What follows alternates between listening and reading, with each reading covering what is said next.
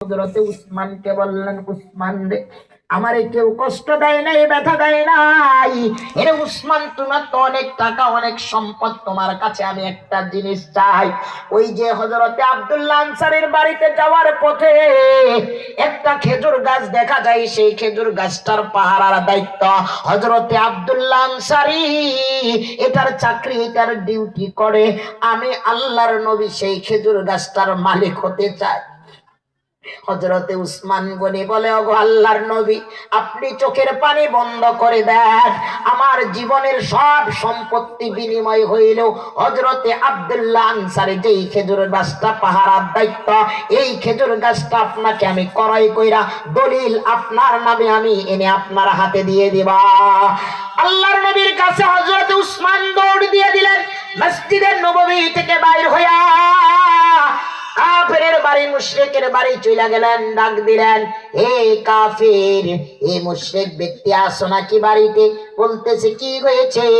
তোমার নাকি একটা খেজুর গাছ পাহারা দেওয়ার দায়িত্ব, হযরতে আব্দুল্লাহ আনসারী নাকি খেজুরের দায়িত্ব পালন করে, ওই খেজুরের গাছটার মালিক আমি হতে চাই, বিক্রি করবা নাকি?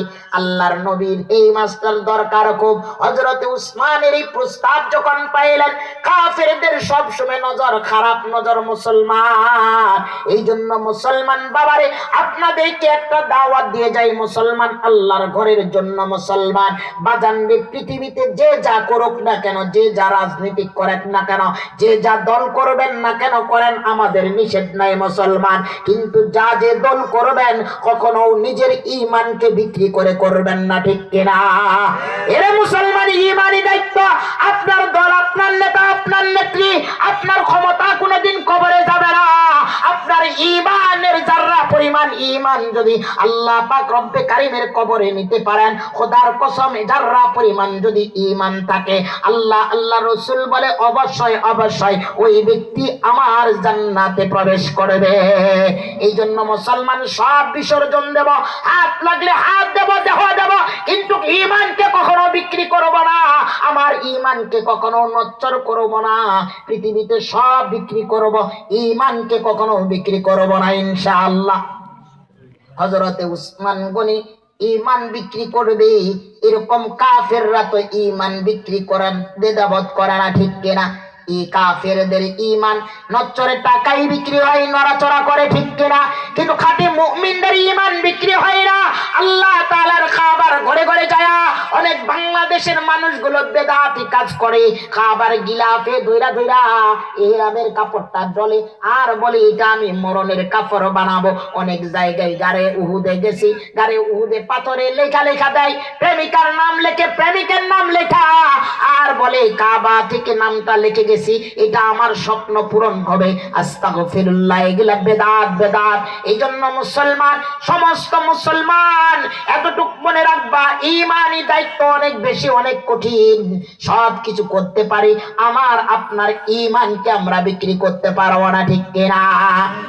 কাফেরের বাচ্চা বলল, উসমান, আমি বিক্রি করতে পারি, একটা শর্ত, একটা গাছের দলিল তোমাকে আমি তোমার নামে করে দেব, আর তোমার 100 খেজুরের গাছের দলিল, একটা বাগানের দলিল আমার নামে করে দিবা। হযরত উসমান ডাক দিয়া বলে, এই কাফেরের বাচ্চা, হযরতে উসমান গনির সমস্ত সম্পত্তি যদি আজকে রাসূলের জন্য দিতে হয়, সমস্ত সম্পত্তি তোমার নামে দিয়ে দিব, কিন্তু ওই খেজুর গাছের দলিল আল্লাহর নবীর নামে করে ছাড়বা। তুমি 100 গাছের একটা বাগান চেয়েছো, এটা উসমানের কাছে কিছুই না।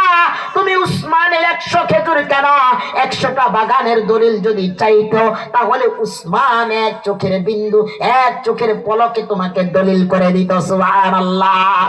দলিল কইরা দিছে, দলিল নিয়ে আনিছে, 100 গাছের একটা বাগানের দলিল দিয়া দিছে। কাফেরের কাছ থেকে একটা খেজুর বাগানের দলিল নিয়ে চলে আসছে, আল্লাহর নবীর নামে দলিল কইরা নিছে। আল্লাহর নবীর কাছে আইসা দলিল হাতে দিয়া বলল, আল্লাহর নবী, চোখের পানি বন্ধ করেন। এই যে খেজুর গাছের দলিল আপনি চেয়েছিলেন, আমি কাফিরের বাচ্চার কাছে দলিল ক্রয় করে খেজুরের বাগান দিয়া আপনার বিনিময়ে আপনার চোখের পানি বন্ধ করার জন্য আমার খেজুরের বাগানের দলিল দিয়া দিছি। আপনার ওই একটা খেজুরের মালিক আপনাকে আমি বানায়া দিছি, এই যে দলিল নিয়ে নেয়। আল্লাহর নবী সাল্লাল্লাহু আলাইহি সাল্লাম দিল্লির দিকে দলিলটা হাতে নিয়ে, কাগজ হাতে নিয়ে রাস্তার দিকে হাঁটার শুরু করেছে। আব্দুল্লাহ আনসারীর বাড়ির দিকে সমস্ত সাহাবারা পিছন দিকে দৌড়ায় আর বলে, ব্যাপার কি, নবীর কি হয়েছে? সমস্ত সাহাবারা পিছন দিকে